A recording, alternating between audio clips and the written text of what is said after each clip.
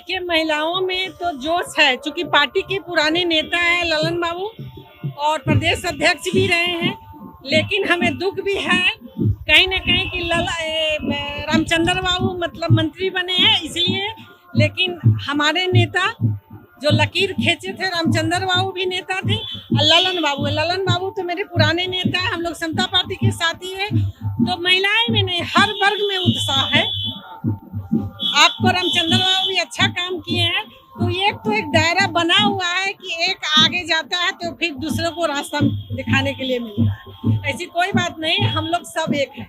RCP Singh के नेतृत्व में जेडीयू ने बढ़िया काम किया था, ललन सिंह राष्ट्रीय अध्यक्ष बन गए हैं, क्या उससे बेहतर काम कर पाएंगे?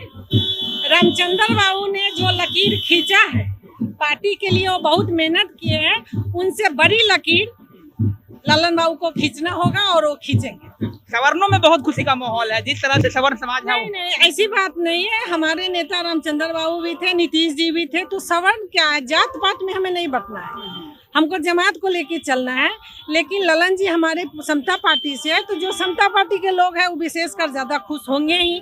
लेकिन हमारे नेता रामचंद्र बाबू भी थे, चूंकि उनके रीजन में भी हम काम 13 साल किए हैं और हमें सम्मान उनसे भी मिला है।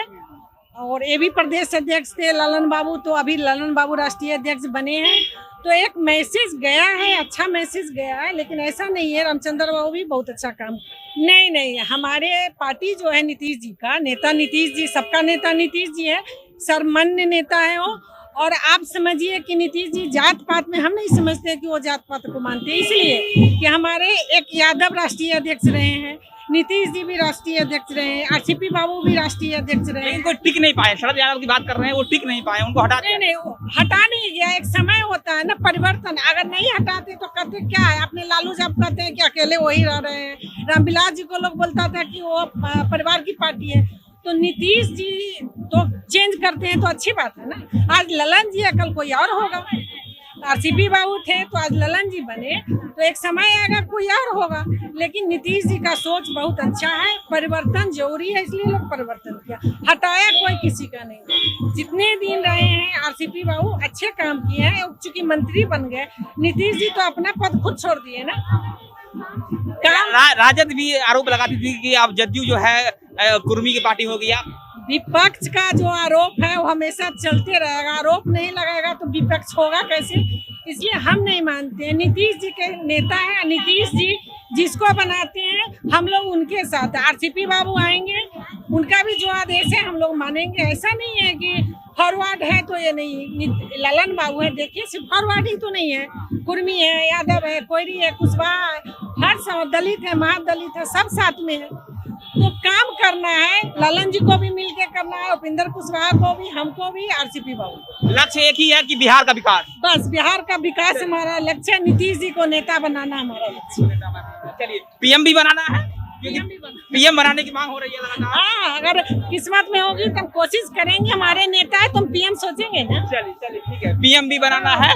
लोग नवादा लोकसभा से आए हुए हैं, सैकड़ों हजारों की जत्था में हैं, 500 गाड़ियां हैं। हम लोग बहुत उत्साहित हैं कि हमारे ललन बाबू राष्ट्रीय अध्यक्ष बने हैं। कार्यकर्ता में बहुत जोश है, पार्टी में बहुत जान आएगा, पार्टी मजबूत होगा। सवर्णों में भी जोश है। सोबन हम लोग सोबन प्रकोष्ठ से ही आए हैं और सोबन का तो बात ही नहीं है, जबरदस्त जोश है। इससे ललन बाबू के बनने से सोबन का झुकाव जदयू की तरफ होगा, हमारे नीतीश जी के हाथ मजबूत होगा।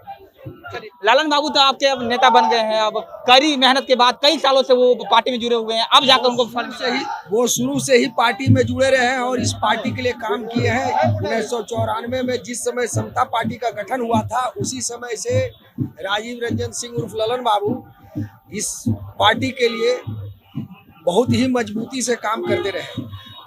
आज उनको जिस पद पे पहुंचाया गया है और जहां उनको राष्ट्रीय अध्यक्ष का पद दिया गया है, इससे सवर्णों में और अन्य लोगों में भी, पार्टी के सभी वर्गों में अपार खुशी है।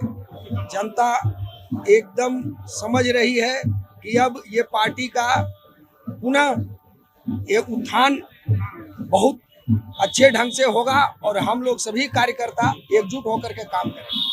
मैं इतना ही जानता हूं कि नीतीश जी जो सवर्णों के लिए भी किए हैं वो कम नहीं किए हैं। सभी पार्टी लोग सिर्फ बोलते हैं लेकिन नीतीश जी इस कार्य को सफलतापूर्वक किए हैं। अगर ईडब्ल्यूएस का आरक्षण जो था वो पूरे भारत देश में दूसरा बिहार राज्य है जहां इसको प्राथमिकता के साथ लागू किया गया।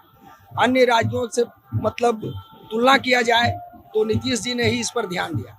इस तरह हम लोग और भी किसी भी मामले में, चाहे पढ़ाई के मामले में हो, बच्चों के शिक्षा के मामले में, कभी उन्होंने भेदभाव नहीं किया कि जो बच्चे इंटर पास करते हैं उनको 10,000 या 25,000 जो दिया जाता है उसमें सिर्फ पिछड़ी जातियों को दिया जाए या मतलब बैकवर्ड क्लास को ही दिया जाए, SC ST को दिया जाए। उन्होंने सभी वर्गों के लिए इसको हित में ध्यान में रखते हुए सभी के लिए ये सोच करके उन्होंने अपना निर्णय सुनाया और काम कर रहे हैं। इसलिए हम ऐसा नहीं मानते।